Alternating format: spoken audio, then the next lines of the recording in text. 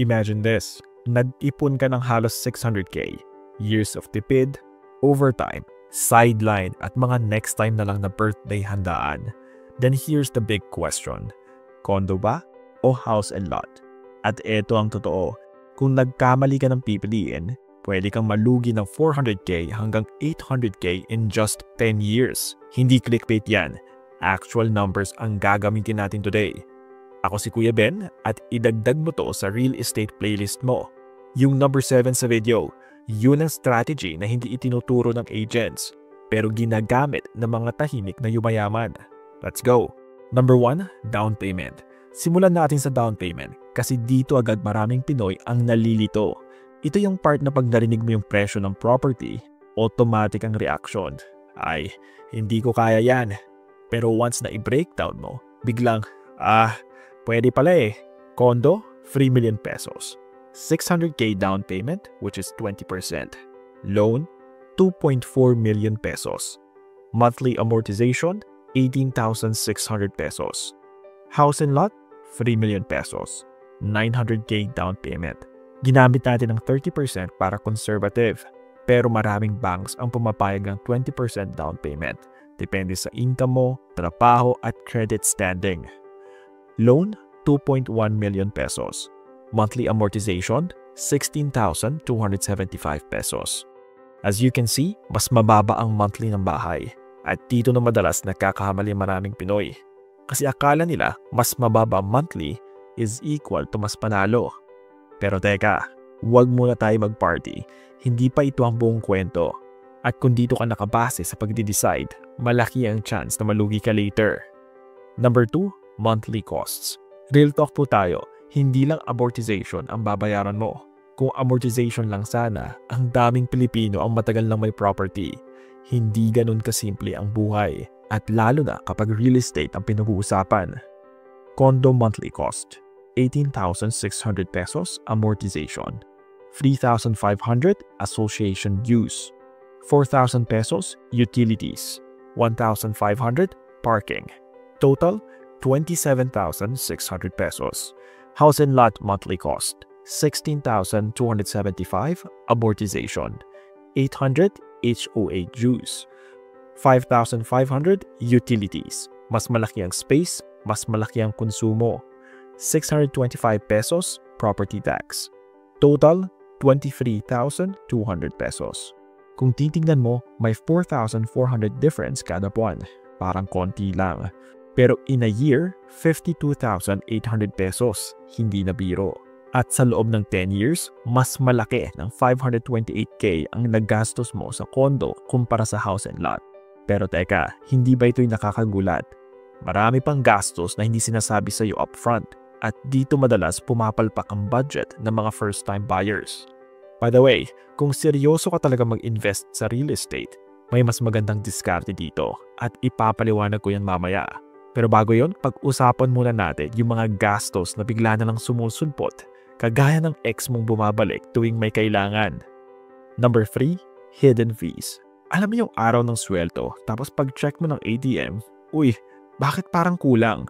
May kaltas na hindi mo ine-expect. Ganon din sa real estate.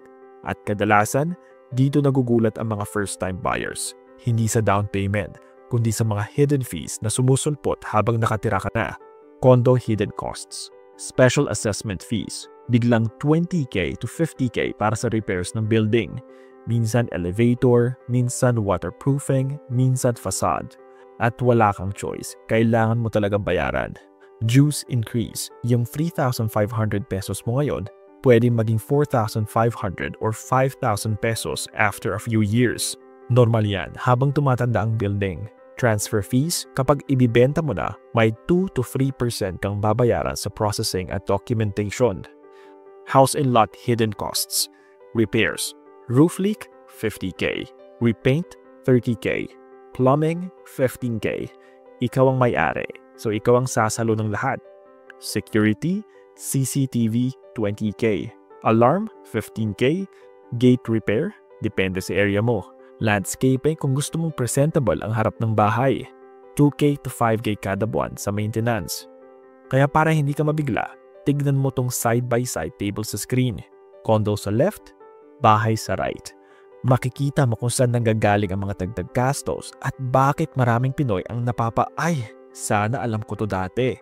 Number 4, 5-year total cost. After 5 years, dito natin makikita ang tunay na gastos, hindi yung nasa brochure, kundi yung lumalabas talaga sa bulsa mo. Condo expenses after 5 years, 1,116,000 pesos. Amortization, 210,000 pesos. Association dues, 240,000 pesos. Utilities, 90,000 pesos. Parking, 35,000 pesos. Special fees. Total, 1,691,000 pesos. House and lot expenses after 5 years, 976,500. Amortization, 48,000 pesos. HOA dues, 330,000 pesos. Utilities, 37,500. Property tax, 150,000 pesos. Repairs, 180,000 pesos. Security plus landscaping. Total, 1,722,000 pesos. Kung titignan mo, halos pareha lang sila in 5 years. At dito nagugulat ang maraming Pinoy. Akala nila mas mura ang kondo o mas mura ang bahay. Pero kapag total lang pinag-uusapan, halos parehas lang pala. Pero teka, hindi pa yan ang tunay na laban. Kasi ang tanong, magkano na ba ang naiwan sa'yo after 5 years? Iba ang gastos, iba ang equity. Number 5, 5-year equity difference. My friends, dito napapasok ang tunay na laban, equity. Hindi lang magkano ang binayan mo, kundi magkano ang naiwan sa'yo. After 5 years, condo equity, 1,050,000 pesos. House and lot equity, 1,385,000 pesos. Difference, 335,000 pesos na lamang ang house and lot. Hindi dahil mas mura siya, kundi dahil sa lupa yan. At sa real estate, ang lupa hindi natutulog. Tahimik yan pero steady ang pagtaas ng value year after year. Kaya kahit halos pareho ang total gastos ng kondo at bahay, yung equity magkaibang resulta. At kung tingin mo malaki na yan, mas malaki pa ang mangyayari pagdating ng year 10. Number 6, 10-year appreciation. Ngayon, dito na nagbabago ang ihip ng hangin. Kasi kahit halos pareho ang gastos sa first 5 years, pagdating sa year 10, ibang kwento na. Condo reality. Vacancy rate sa Metro Manila, around 24%. Mataas yan. Ibig sabihin, mas maraming bakanting units. Oversupply, ang daming bagong towers. Pero hindi ganon karami ang renters o buyers. Appreciation, usually 2 to 3% per year lang in many areas. Kaya yung 3 million condo, after 10 years, pwedeng umabot around 3.8 million pesos. Remaining loan, roughly 1.2 million. Net equity, 2.6 million pesos. Not bad, pero hintayin mo to. Bahay at lupa. Historically, land appreciates around 5% per year sa maraming good locations. Bakit? Simple lang, hindi na gumagawa ng bagong lupa, limited supply, pero tumataas ang demand.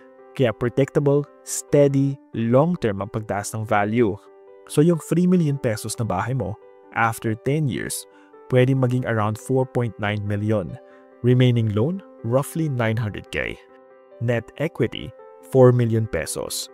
At ang difference, 1.4 million. Hindi dahil mas mura ang bahay, kundi dahil lupa ang humahatak ng value.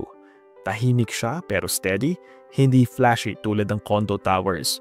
Pero pagdating sa long-term wealth, siya ang tunay na bida. Number 7, the plot twist.